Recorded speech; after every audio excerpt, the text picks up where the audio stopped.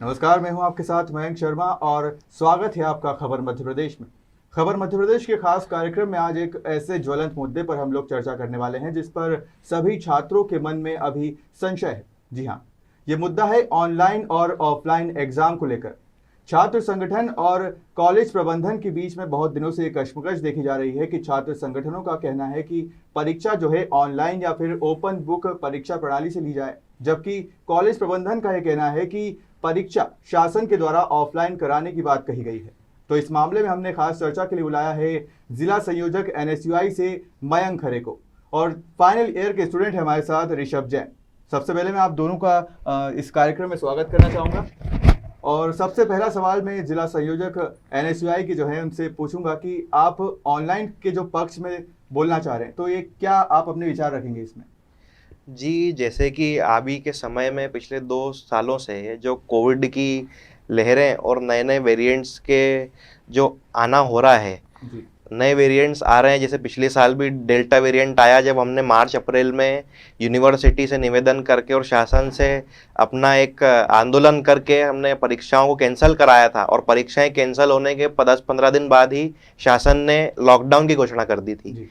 तो पिछले साल जो हमने एग्ज़ाम्स को कैंसिल कराया, एग्ज़ाम्स को कैंसिल कराने के लिए हम लड़े, वो इसलिए लड़े थे क्योंकि इंदौर शहर में और प्रदेश भर में केसेस बढ़ रहे थे, और एक नया वेरिएंट जो डेल्टा वेरिएंट का नाम दिया गया, उसके केसेस और लहर आना शुरू हो गई थी, जिससे सब जग जाहिर है कई लोगों ने अपना परिवारजन को खोया है, और परिवारजन को खोने के साथ साथ तन मन धन तीनों चीज़ों से नुकसान खाया है। तो सिमिलर अभी की स्थिति में अगर देखा जाए तो पूरे वैश्विक स्तर पर एक नया जो वेरिएंट आया है 811529, जिसका नाम है, जिसको ओमिक्रॉन कहा गया है। तो वो जो ओमिक्रॉन वेरिएंट है, वो ऐसा कहा जाता है कि वो डेल्टा वेरिएंट से 3 गुना ज़्यादा तेज़ी से फैल रहा है। और जैसे कि इंदौर एक ऐसा शहर है जिसको देश भर से लोगों का आना जाना होता है, टूरिज्म होते हैं। यहाँ के बच्चे महाराष्ट्र, गुजरात, कर्नाटका, केरल से जुड़े हुए हैं, जहाँ पे देश भर में सबसे ज़्यादा कोविड केसेस आ रहे हैं अभी। तो इसलिए मेरा मानना यही है कि ओमिक्रॉन के केसेस जहाँ इंदौर में बढ़ सकते हैं, उसको मना नहीं किया जा सकता। और हमारे आदरणीय जिलाधीश महोदय ने भी इस पे एक बयान दिया था कि हम ये नहीं कह सकते कि यहाँ पे ओमिक्रॉन नहीं है या नहीं आया है। तो ठीक उसी बात पे हम अड़िग हैं, और इसीलिए हम चाहते हैं कि ऑनलाइन, सबसे पहली चीज़ ऑनलाइन या ओपन बुक या जो भी वैकल्पिक तरीका हो सकता है परीक्षा का, वो अपनाया जाए। और इसके अलावा बच्चों की जो स्टडीज़ हुई हैं वो ऑनलाइन हुई हैं, तो ये दूसरा मुद्दा ये भी है कि ऑनलाइन स्टडीज़ हुई है तो ऑफलाइन परीक्षा क्यों? इस मामले में ऋषभ आपका क्या कहना है? मेरा ये मानना है कि जिस हिसाब से आजकल ऑनलाइन परीक्षाएं हो रही है और ऑनलाइन एजुकेशन हो रही है, उस हिसाब से काफ़ी सारा बच्चों का ऑनलाइन के माध्यम से काफ़ी सारा लॉसेस हो रहा है। आज के समय में बच्चे 2 कैटेगरी में बिलोंग करते हैं, एक जो बच्चा अच्छा पढ़ता है और एक जो पढ़ने में थोड़ा कमज़ोर है। लेकिन ऑनलाइन के माध्यम से जब जब परीक्षा हुई तब तब दोनों बच्चों का रिजल्ट हमेशा सिमिलर आया है।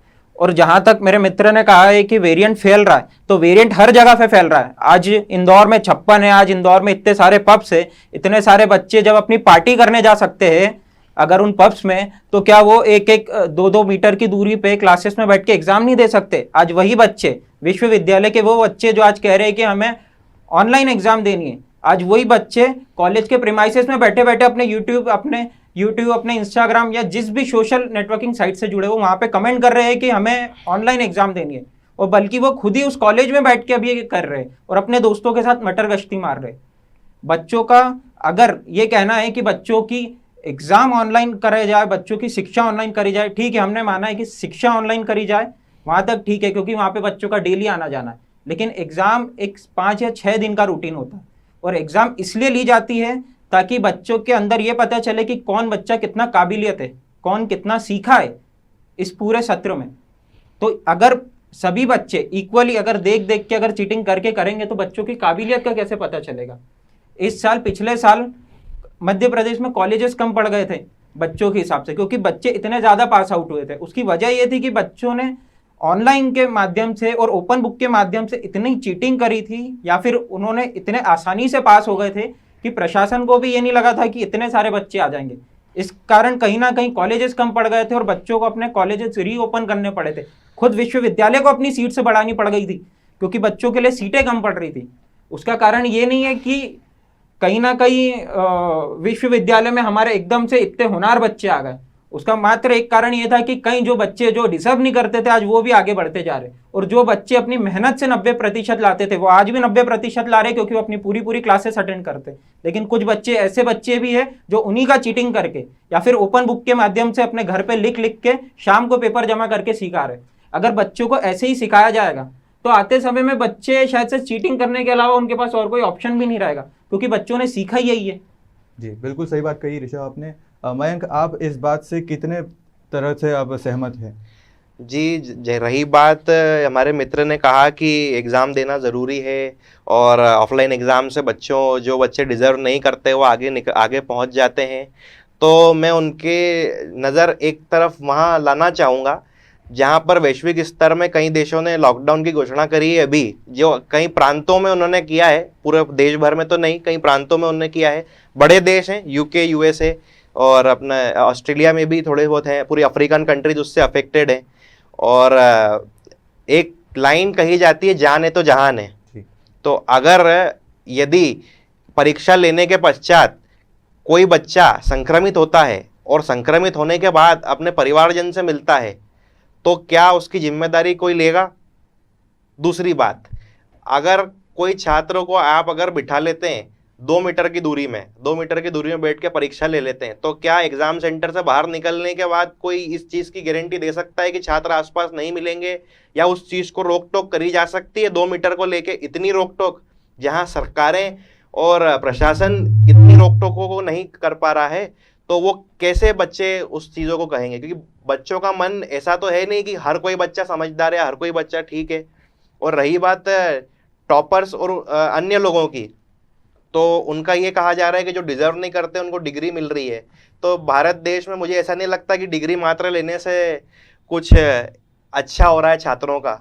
डिग्री मात्र लेने से, डिग्री मात्र लेने के बाद इंटरव्यू होना, एग्जाम्स देना या कहीं प्राइवेट इंस्टीट्यूशंस में जॉब लगना, वो भी है। इसके अलावा बड़े बड़े institute IIA, IIT, IIM, AKTU और इसके अलावा जो MIT, जो छोटे इंजीनियरिंग और MBA मैनेजमेंट वाले जो इंस्टीट्यूट्स हैं, उन्होंने वैकल्पिक परीक्षा भी तो ली है जिसके अंदर बच्चा चीटिंग नहीं कर पा रहा है। अभी आप RGPV की एग्जाम्स देखें, राजीव गांधी प्रौद्योगिकी विश्वविद्यालय, जो मध्य प्रदेश के जितने प्रौद्योगिक विद्यालय हैं वो उनसे रिलेट करता है, वो उनका एफिलिएशन RGPV दे रहा है, इंजीनियरिंग, बीटेक और इसके अलावा जो अन्य टेक्निकल कोर्सेज होते हैं। उन बच्चों के एग्जाम्स को इन्होंने सरकार ने कहा कि आप ऑनलाइन ले लीजिए।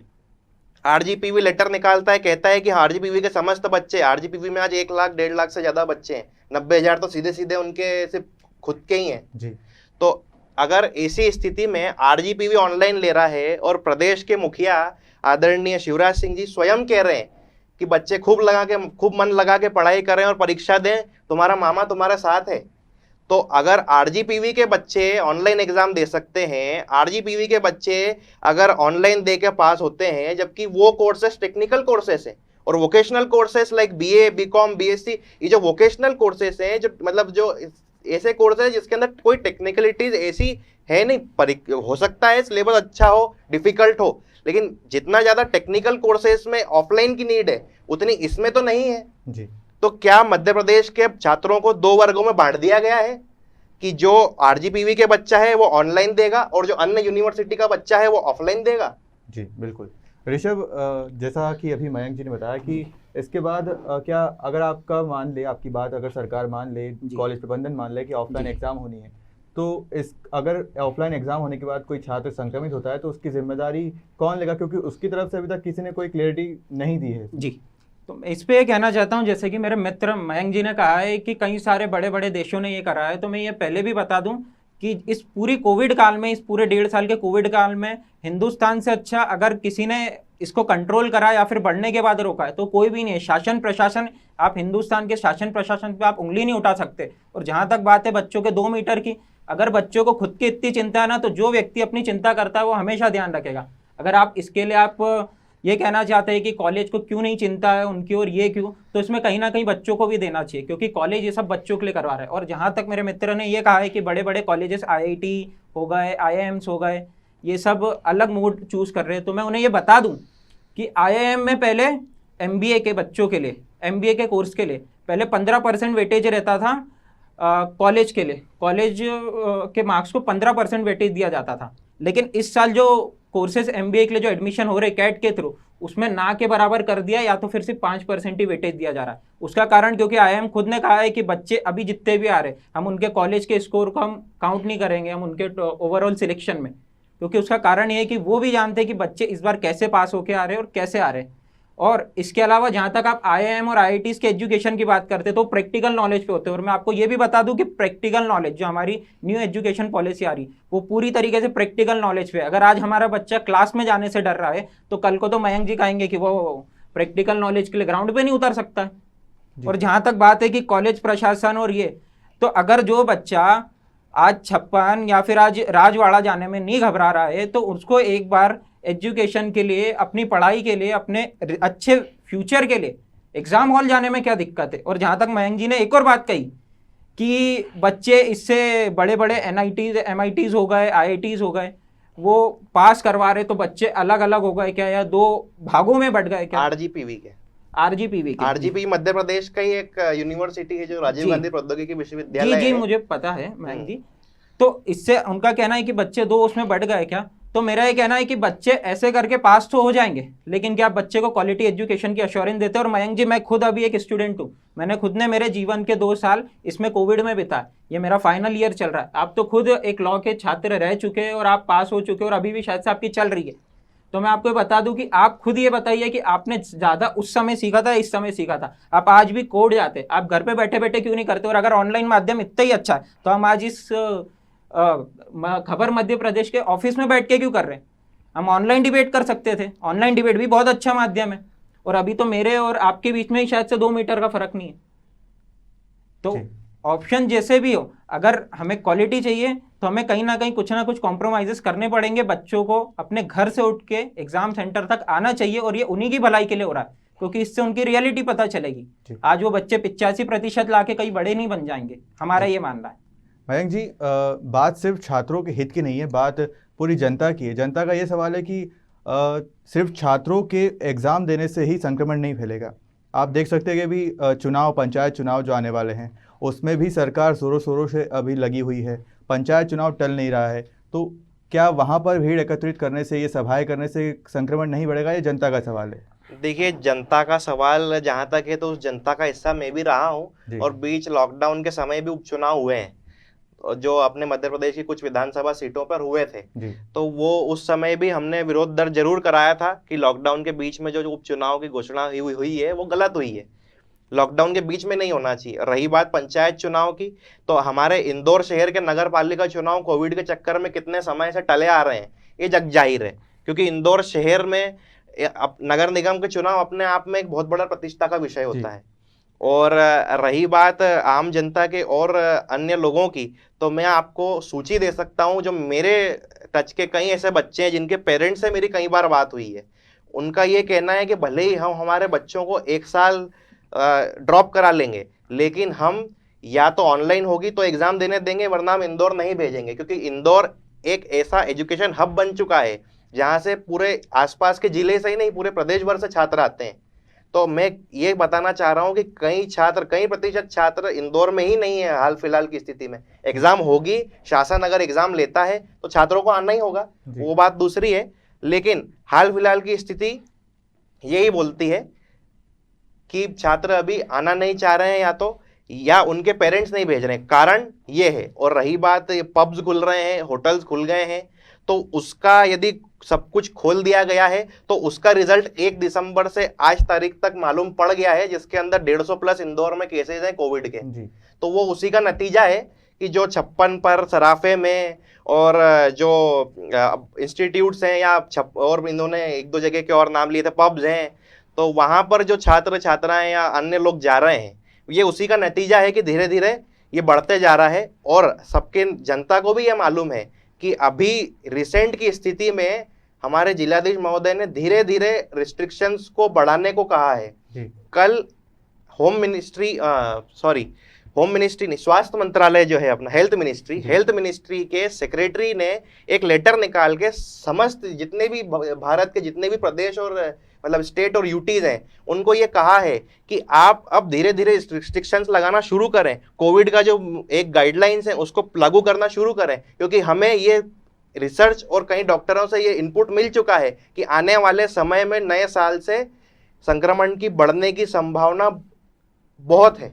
जी, मैं आप दोनों से ये जानना चाहूंगा कि अभी जो विश्वविद्यालय है उसके प्रबंधन को देखते हुए उनका रुख क्या लगता है आपको, कि वो ऑनलाइन की तरफ जा रहे हैं या ऑफलाइन की तरफ झुक रहे हैं? देखिए, विश्वविद्यालय से मैंने चर्चा, विश्वविद्यालय में जब मेरी चर्चा हुई तो विश्वविद्यालय में चर्चा के पश्चात उन्होंने अभी हाल फिलहाल की जितनी परीक्षाएं हैं जो दिसंबर जनवरी में ली जाने वाली थी वो स्थगित कर दी हैं। वो स्थगित इसलिए करी है कि शासन से कुछ इनपुट मिले। तो शासन से अभी जहां तक मेरी जानकारी अनुसार है कि मौखिक इनपुट जो न्यूज और मीडिया के माध्यम से मालूम चला है सिर्फ वही मिला है, और लिखित में जो इनपुट चाहिए हमें वो लिखित में इनपुट मेरी जानकारी अनुसार अभी नहीं है। जी, विश्वविद्यालय जैसे कि मयंक जी ने कहा है कि विश्वविद्यालय की तरफ से मिला है, तो ये बात सच है कि विश्वविद्यालय की तरफ से मिला है। तो हम भी यही कहना चाहते हैं कि अभी जो भी आया है वो मौखिक रूप से आया है। आप इसे लेकर आप ये कहते हैं कि कोविड का एक बहाना लेकर और कुछ जो राजनीतिक दल है वो अपनी राजनीति साबित करना चाहते हैं और ये कहते हैं कि जैसी परीक्षा जैसी शिक्षा वैसी परीक्षा। तो मैं आपको बता दूं कि शिक्षा का मतलब ही यह होता है कि बच्चे के अंदर ज्ञान डालना है। अगर बच्चे के अंदर ज्ञान है तो परीक्षा कैसे भी दे सकता है, पहली बात। और दूसरी बात, अगर ओमिक्रॉन आता है और स्थिति बिगड़ती है तो अभी जितनी भी चीज़ें बोली गई है या फिर हमारे शिक्षा मंत्री मोहन यादव जी के द्वारा बोली गई है वो सब की सब मौखिक रूप से, जैसे कि मयंक जी ने कहा है। तो अगर स्थिति बिगड़ती है तो जैसे पहले भी ऑफलाइन से ऑनलाइन हुआ है तो वो होगा, लेकिन प्रशासन खुद इतना समझदार है और शासन खुद भी इतना समझदार है और वो हम सबसे इतना समझदार है कि वो सही समय पे सही डिसीजन लेने की ताकत रखता है और उनके अंदर इतना दिमाग है और उनके पास हमसे ज़्यादा अच्छे क्वालिटेटिव लोग से। तो मेरा ये मानना है कि अगर स्थिति बिगड़ती है, ओमिक्रॉन बढ़ता है, तो शासन और प्रशासन खुद इसकी जिम्मेदारी लेकर उसको ज़रूर ऑनलाइन करवाएगा। और अभी जहाँ तक बात है वो सब ऑफलाइन है, वो सारी की सारी मौखिक रूप से, उनमें कहीं भी लिखित का नहीं कहा है। और ये मयंक जी के कहने पे मैं कह रहा हूँ, शासन की ओर से लिखित में मेरी जानकारी अनुसार ऑफलाइन एग्जाम के लिए कुछ भी ऐसा नहीं दिया, लेकिन डीएवीवी यूनिवर्सिटी के द्वारा ये नवंबर के आखिरी महीने में, मतलब नवंबर के आखिरी दिनों में टाइम टेबल निकाल दिए गए थे कि आपके 10 दिन बाद एग्जाम है, 15 दिन बाद एग्जाम है, आपके रोल नंबर आपको 3 दिन पहले दे दिए जाएंगे। तो क्या उसको हम सीरियस नहीं मानेंगे? क्या उसको हम ये नहीं मानेंगे कि एग्जाम होने वाली है? आप मानिए उसको सीरियस, लेकिन जैसे कि आपने एक और बात कही थी कि दिसंबर 1 से लेकर दिसंबर 18 तक इतने केसेस आए। तो मैं आपको बता दूं कि जुलाई 1 से ही आपकी सेकेंड वेव का लॉकडाउन ओपन हो चुका था और आज उस बात को 6-5.5 महीने हो चुके हैं, 5 महीने 18 दिन। और आप जो मेरे को बता रहे हैं वो पिछले 18 दिन का है लेखा जोखा। 5 महीने 18 दिन से इंदौर की जनता घूम भी रही है, इंदौर की जनता घूम रही है, लेकिन लॉकडाउन फिर मार्च अप्रैल मई जून में क्यों लगा पहला, फिर उसके बाद अप्रैल मई में क्यों लगा? क्योंकि वेव आने वाली थी। वेव आने वाली पिछले साल भी फरवरी में, ओमिक्रॉन की बात कर फरवरी में आपने जैसे कि कहा कि 18 दिन के बीच में हुआ था, तो आपका कहना है कि लॉकडाउन खुलते से ही जैसे ही एजुकेशन की बात हुई और तुरंत ओमिक्रॉन आ गया। तो मैं आपको बता दूं पिछले 5.5 महीने से पूरा का पूरा शहर खुला हुआ है। ऋषभ जी, जैसा आपने बताया कि 5.5 महीने से शहर खुला है, तो आप देख रहे हैं कि पिछले 2 साल से लगातार ऑनलाइन परीक्षाएं ली जा रही है। ये फाइनल ईयर बहुत से छात्रों का है जो उनको अपना साबित करने के लिए देगा। लेकिन अगर 5 महीने से ये जब कोरोना का लहर नहीं थी तो इस बीच में यूनिवर्सिटी ने अपनी ऑफलाइन परीक्षाएं क्यों नहीं करवा ली? इसका एक बड़ा कारण ये है कि हमारा जो विश्वविद्यालय के अंदर जो सत्र चलता है वो सेमेस्टर वाइज चलता है, जो कि 1 जुलाई से लेकर दिसंबर तक का रहता है, एक अप्रोक्स इस बीच बैठता है। तो जो हमारे पिछले जो कोविड के कारण जितनी भी एग्जाम्स हुई वो कहीं ना कहीं स्थगित होते होते आगे बढ़िए। और एक हमें बच्चों को भी तो एक शिक्षा का समय देना पड़ेगा। ऐसा तो नहीं है कि हम उनके 2 महीने के अंदर जितना हो सके उतना पढ़ा के एग्जाम ले ले। तो कहीं ना कहीं वो चीजें आ गई। नए जो एडमिशन है जो कि इस बार विश्वविद्यालय ने एग्जाम के थ्रू लिए, वो सारे एडमिशन अभी जाके नवंबर में हुए। तो कहीं ना कहीं उन बच्चों को भी हमें देना पड़ेगा। और विश्वविद्यालय में मैं आपको ये भी बता दूं कि विश्वविद्यालय में जो पुराने सत्र है, जैसे कि मैं लास्ट ईयर का छात्र हूँ, तो मेरी एक ऑनलाइन एग्जाम हो चुकी है। क्यों? क्योंकि हमारे लिए वो समय था, जैसा कि आपने कहा है कि अभी सब था, अभी क्योंकि कॉलेज नहीं खुले हैं तो वो सबके सब ऑनलाइन हो चुका है। बट जो नए बच्चे और आती स्थिति को देख के अगर चीज़ें सब हमारे हित में है तो मेरा ये मानना है कि ऑफलाइन लेने में कोई समस्या नहीं है। और जहाँ तक ऑनलाइन की बात होती है तो बच्चे अगर इतने काबिल है तो वो ऑफलाइन में भी पास हो सकते हैं, वो ऑनलाइन में भी पास हो सकते हैं। बात काबिलियत की है। जी। इससे हमें, क्योंकि देश के हमें युवा चाहिए, हमें युवा सिर्फ डिग्री ले लेके नहीं करना है, वरना फिर कोई संगठन आएगा और ये कहेगा कि हमारे यहाँ फलाना टीम का प्रधानमंत्री है, उनकी गलती के कारण बेरोजगार बैठे, डिग्री ले लेके बैठे। अरे जी। इससे अच्छा तो डिग्री ना मिले, काबिलियत लोग जाए तो वो ज्यादा बेहतर होगा। जी मयंक जी, जैसा कि ऋषभ ने अभी बताया है, उनका सवाल भी सही है, क्योंकि अगर ऐसा होता है तो जो संगठन है वही सब फिर उसके खिलाफ आंदोलन भी करेंगे, उसके सरकार के खिलाफ भी जाएंगे। लेकिन क्या होता है कि जो कुछ छात्र हैं जो ऑफलाइन के पक्ष में हैं, वो लोग खुलकर सामने भी नहीं आ पा रहे हैं, क्योंकि कुछ छात्रों का कहना है कि जो संगठन से हम बैर नहीं कर सकते, क्योंकि बहुत से जो छात्र हैं, कम से कम 50 से 60% छात्र जो हैं वो बाहर की दूसरे शहरों से आते हैं और सिर्फ पढ़ने के लिए आते हैं। तो उनका कहना यही पड़ता है कि कॉलेज में गुंडागर्दी चलती है, मारा पीटी होती है, धमकाईगिरी चलती है, इस चक्कर में वो खुल के बाहर भी नहीं आ पा रहे हैं। तो इसको रोकने के लिए आप लोग, आपके संगठन क्या काम कर रहे हैं? मैं आपको एक चीज़ बताना चाहता हूँ कि जैसे कि हमारे मित्र ने एक चीज़ और कही थी कि न्यायालय भी मैं कोर्ट जा रहा हूँ, या मैं कई बार इंस्टीट्यूट्स में भी जा रहा हूँ। तो न्यायालय ने जब ऑनलाइन सुनवाई की जब सुविधा दी थी तो हमने उस सुविधा को भी उठाया। और एक चीज़ और बताना चाहता हूँ कि अगस्त तक भी न्यायालय पूर्णतः अपने लेवल पटरी पर आ नहीं पाए थे। अगस्त से पटरी पे आना शुरू हुए थे और इवन हाईकोर्ट भी ऑनलाइन ही सुनवाई कर रही थी अगस्त तक।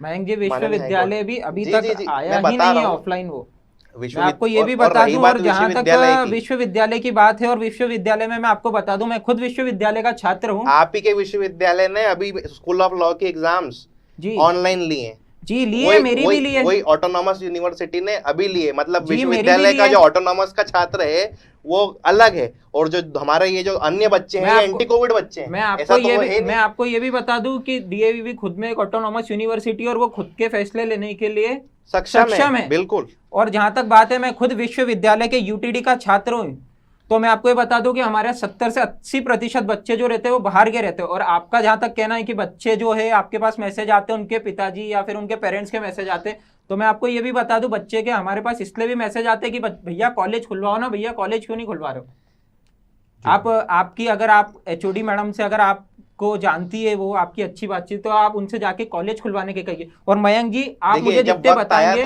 मैं उससे 3 गुना आपको मैसेज बता सकता हूँ। जी, मैं जब कॉलेज को 50% खोलने के लिए जब शासन ने परमिट दिया था कि 50% तक खोल दिया जाएगा, और इंदौर शहर में केसेस 0, 1, 2, 0, 1, 2 ऐसे आ रहे थे, तब हमारे संगठन ने भी मांग करी थी कि कॉलेज अगर कोविड की स्थिति अगर कंट्रोल में है तो क्यों ना कॉलेजों को खोला जाए। और रही बात ऐसी कि शासन प्रशासन में कई लोग ऐसे हैं जो एक अच्छे बुद्धि का, मतलब उनके पास है, अच्छी बुद्धि है, और कई लोग बहुत अच्छे डिजर्व करते हैं, या कई बहुत समझदार लोग हैं। तो अगर शासन और प्रशासन बहुत समझदार होता तो शायद अन्य किसी भी संगठन, चाहे वो ऑटो रिक्शा वालों का हो, पेरेंट्स एसोसिएशन हो, या वो कोई समाज हो, छात्रों का हो, या टीचर्स एसोसिएशन हो, या प्रिंसिपल एसोसिएशन, इन एसोसिएशंस की जरूरत ही नहीं पड़ती अगर ऐसा होता तो।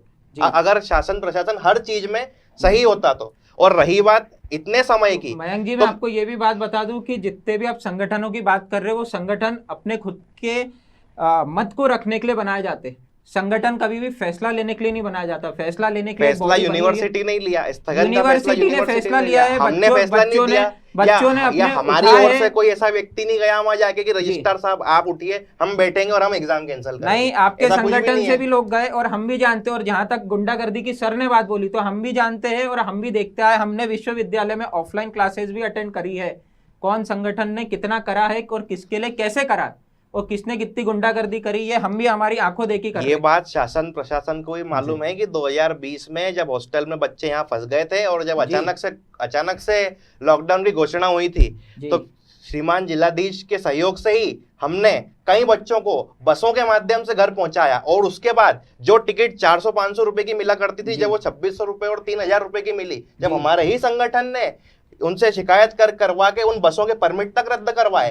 और उसके बाद वक्त रहते डीएवीवी की जहां मदद लगी। इवन डीएवीवी के गर्ल्स हॉस्टल में जब वहां के एक एम्प्लॉय ने एक छात्रा की वीडियो तक बनाई, हमारे ही साथी वहां भूख हड़ताल पर बैठे और उसके आपके साथी भूख हड़ताल पे बैठे, तो मैं किसी संगठन का सहयोग तो नहीं करूंगा, लेकिन मैं आपको यह भी बताना चाहता हूं कि उस समय की आप न्यूज उठा के देखिए और उस समय के आप सारे इंदौर के न्यूज़पेपर उठा के देखिए और आपको पता चलेगा, और आप खुद वीसी से मिलके देखिए कि उन्होंने किसके कहने पर उस जितने भी उस पर कार्रवाई करी थी और किस कहने पे करे थे। और इसी बात पे मैं आपको यह भी कहना चाहता हूं कि आप ही के ही संगठन के कुछ व्यक्ति थे जिन्होंने वीसी रेणु जैन मैडम के चेहरे के इतने पास चेहरा लाके उनको अपशब्द कहे थे। वो अपशब्द मैं कह नहीं सकता हूं, लेकिन उसकी लाइव अभी भी हमारे पास है और हम वो ये वीडियो को दे भी सकते हैं, हम खबर मध्य प्रदेश को। तो जहां तक आपका कहना है कि कुछ संगठन हैं जो कि महिलाओं के हित में बात करते हैं या फिर महिलाओं के लिए खड़े होते हैं, तो वही संगठन जब एक लड़की के लिए खड़ा हुआ तो एक बुजुर्ग औरत के चेहरे के इतने पास चेहरा लाके बोलने में उनको कभी शर्म नहीं आई?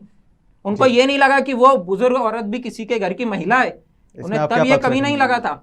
और जहां तक आप ये बात कर रहे थे, मैं आपको इतना भी बता दूं कि जब हमारे 70% बच्चे जब बाहर गए ना, तो उनमें से कई सारे बच्चे होने जो ये कहते हैं कि भैया हम तो पार्टी के लिए भी आ सकते हैं, आप फ्रेशर्स रखिए इसलिए। तो जब बच्चे आने के लिए तैयार है तो हमारा कहना है कि संगठन क्यों नहीं करना चाहता जी। और हम किसी संगठन को सपोर्ट नहीं करते हुए और ना किसी का बहिष्कार करते हुए, बट मैं ये कहना चाहता हूं कि ये दो तरीके की चीजें होती है, एक छात्र का हित और एक छात्र की इच्छा जी। मैं जिस बारे में बात कर रहा हूँ वो छात्र का हित है और आप जिस बारे में बात कर रहे हो उसकी इच्छा है जी। देखा, जैसे कि आप सामने देख सकते हैं कि आप भी संगठन से जुड़े हुए हैं और जिन छात्रों के लिए आप आवाज़ उठा रहे हैं वही उनमें से ही एक छात्र आपके साथ अभी बैठे हुए हैं और ऑफलाइन की तरफ से बोलना चाह रहे हैं। तो आप इस बारे में उनको क्या जवाब देंगे कि जिससे वो सहमत हो आपकी बात से? देखिए, रही बात, इन्होंने दो चीज़ें बताई, छात्र का हित और छात्र की इच्छा।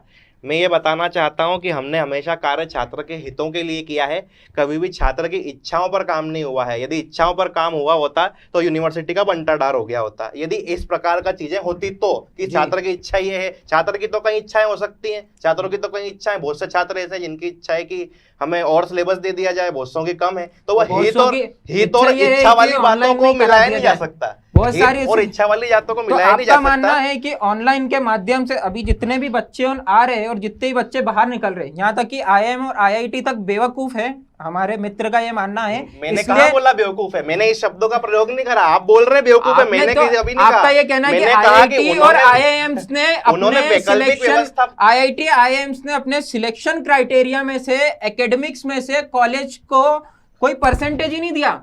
तो आपका क्या मानना है? जब उन्होंने अपना स्टेटमेंट दिया था ना, IIM अहमदाबाद ने इस बार कैट एग्जाम कंडक्ट करवाई थी, MBA एंट्रेंस, तो उन्होंने ये कहा था कि इस बार के जो कॉलेज के बच्चे आ रहे हैं वो इतने क्वालिटेटिव नहीं हो रहे कि हम उनके कॉलेज के मार्क्स के बेसिस पे उन्हें दिया जाए स्कोर, और हम उनके एकेडमिक्स को ले, हम उनका 10-12 एक्सेप्ट करेंगे बट हम उनका ग्रेजुएशन नहीं एक्सेप्ट करेंगे। क्यों?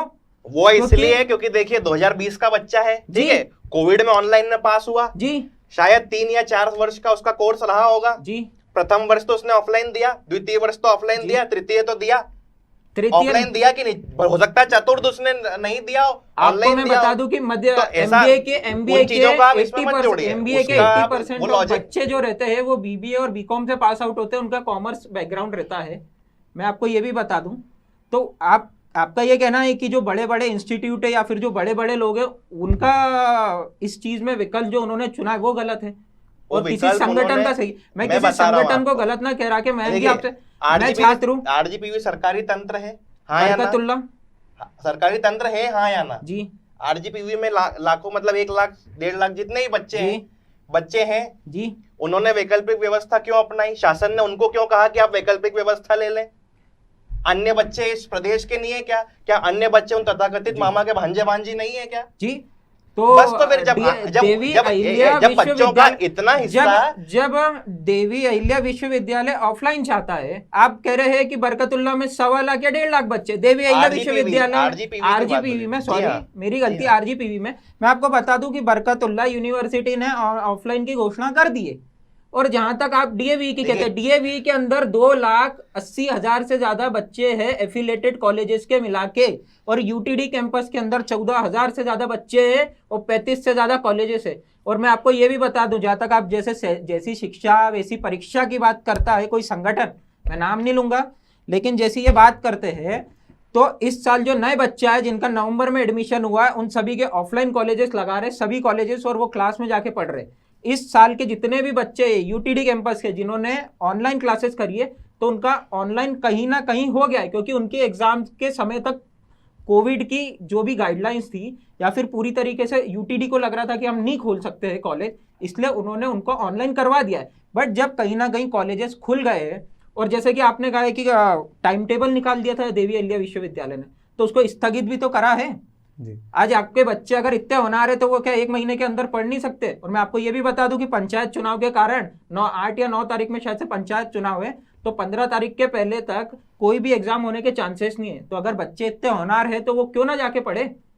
यहाँ पे डिबेट या फिर किसी संगठन के साथ मिलके विश्वविद्यालय के गेट पे भारत माता की जय, और मतलब ये तो अच्छा नारा है भारत माता की जय, लेकिन किसी संगठन के नारे लगाकर ये कहा जा रहा है कि हमारी ऑनलाइन एग्जाम लो, जैसी शिक्षा वैसी परीक्षा। तो मेरे बच्चों, परीक्षा, आपकी परीक्षा का मतलब ये होता है कि आपके अंदर ज्ञान क्या है आप वो दिखाए। ऋषभ, कंक्लूजन पे आने से पहले मैं आपसे आखिरी सवाल दोनों से पूछना चाहूँगा एक एक करके। मयंक, जैसे कि आप छात्रों के हित की बात कर रहे हैं, देख सकते हैं हम कि पिछले 2 साल से ऑनलाइन परीक्षाएं चल रही है, क्लासेस भी ऑनलाइन चल रही है और कुछ कॉलेजेस में ऑनलाइन क्लासेस नहीं भी चल रही है, लेकिन फीस जो है वो पूरी ले रहे हैं कॉलेज वाले, और उनका यही कहना है कि हमें सब स्टाफ को सैलरी देनी होती है। लेकिन क्या बच्चा जो ऑफलाइन, अगर ये कोरोना की लहर नहीं होती, जो कॉलेज जाता है, वहाँ पर कोचिंग फीस और भी अन्य चार्जेस जो उनसे लिए जाते हैं, ये क्यों लिए जाते हैं? क्योंकि क्या वहाँ पर कॉलेज में पढ़ाने के लिए उनके पास कोई स्टाफ नहीं होता है? और आपके द्वारा क्या छात्रों की ऐसी कोई शिकायत आती है तो आप उस पर क्या करते हैं? जी देखिए, पिछले विगत 2 वर्षों में हमारे संगठन ने सिर्फ इंदौर ही नहीं, पूरे मध्य प्रदेश और पूरे देश भर में आंदोलन के माध्यम से या ऑनलाइन जो ट्विटर ट्रेंड चलाए जाते हैं उनके माध्यम से, राज्य आदरणीय महामहिम राज्यपाल महोदय को पत्र लिख के, सीएम साहब को पत्र लिखकर 2020 में भी और 21 में भी ये अवगत कराया था कि जो कॉलेजेस हैं और जितने भी यूनिवर्सिटीज़ के कुछ पार्ट जो हैं, जो फीस को लेकर किसी तरह का विचार नहीं कर रहे हैं और ना ही वो फीस में कोई किसी प्रकार की रिबेट दी जा रही है, उनसे पूरी फीस ली जा रही है और उन पर दबाव बनाया जा रहा है कि अगर आप फीस पूरी नहीं भरते हैं तो हम आपका एडमिशन कैंसिल कर देंगे, आपकी सीट कैंसिल कर देंगे, या हम आपको किसी प्रकार की रिबेट नहीं दे पाएंगे जी। तो इन चीज़ों को लेकर हमने आदरणीय सीएम महोदय को भी, राज्यपाल महोदय को भी पत्र लिखा था, पत्र के माध्यम से और कई अन्य माध्यमों से भी हम उन तक पहुंचे थे और उन तक ये खबर पहुंचाई गई थी कि कन्वीनियंस चार्जेस और अपने एग्ज़ाम फीस और कॉलेज की जो अलग अन्य फीसेस जो होती हैं और ट्यूशन फीस, इसके अंदर रिबेट दिलवाई जाए। क्योंकि देखिए 2 तरह के एक्सपेंसेस होते हैं, एक रिकरिंग एक्सपेंसेस होते हैं, एक नॉन रिकरिंग एक्सपेंसेस होते हैं। कुछ एक्सपेंसेस ऐसे होते हैं जो हर महीने लिए जाते हैं, हर महीने मतलब उसका एक्सपेंस होना जरूरी है, जैसे बिजली हो गया, पानी हो गया, या आपके जो एक्स्ट्रा क्लरिकल स्टाफ होता है उसका हो गया, या इसके अलावा कहीं और भी अन्य खर्चे होते हैं जो हर महीने होते हैं। तो वो ड्यूरिंग द लॉकडाउन और लॉकडाउन के बाद भी जितने दिन 50% क्षमता से चले कॉलेज, 25% क्षमता से भी चले, तो इस बीच में जब क्षमता कम रही तो आपके रिकरिंग एक्सपेंसेस कम हुए।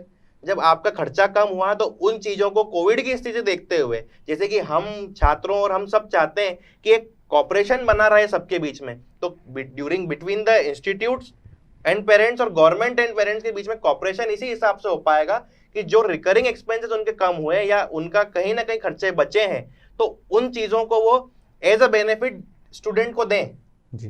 तो इसी कड़ी में आगे बढ़ते हुए हमारे सीएम आदरणीय शिवराज सिंह जी ने इसमें एक प्रावधान लागू किया था कि सिर्फ ट्यूशन फीस ही ली जाए, इसके अलावा अगर कोई फीस लेता है तो हम कार्रवाई करेंगे जी। लेकिन उस पर अब तक कोई कार्रवाई नहीं हुई। कार्रवाई हुई 2 साल 2020 में जो ट्यूशन फीस हुई उसमें ट्यूशन फीस ही ली गई। कई इंस्टीट्यूट्स ऐसे थे जिन्होंने ली तो उन पे कार्रवाई भी की गई। सिमिलर 2021 में भी यही हुआ। फिर अभी जब 100% क्षमता से मध्य प्रदेश खोलने के लिए जब घोषणा हुई तो वो आदेश को वापस लिया गया। लेकिन हाल फिलहाल की स्थिति में जो एयरपोर्ट पे रिस्ट्रिक्शन लाए जा रहे हैं और हेल्थ मिनिस्ट्री की लगातार नोटिफिकेशंस आ रहे हैं और लगातार वो प्रेस रिलीज निकाल के ये बता रहे हैं, और देश के कई ऐसे जो बुद्धिमान वैज्ञानिक हैं, बुद्धिमान डॉक्टर हैं जो एम्स या अन्य बड़े संगठनों से जुड़े हुए हैं, उनका भी यही कहना है कि हमारे देश में ये लहर आ सकती है, फरवरी में पीक पकड़ सकती है, और उसी डर को लेकर हम चिंतित हैं और उसी डर को लेकर हम छात्र हित की बात कर रहे हैं। इसके अलावा हमारा कोई उद्देश्य नहीं, हम छात्रों के हित में यही चाहते हैं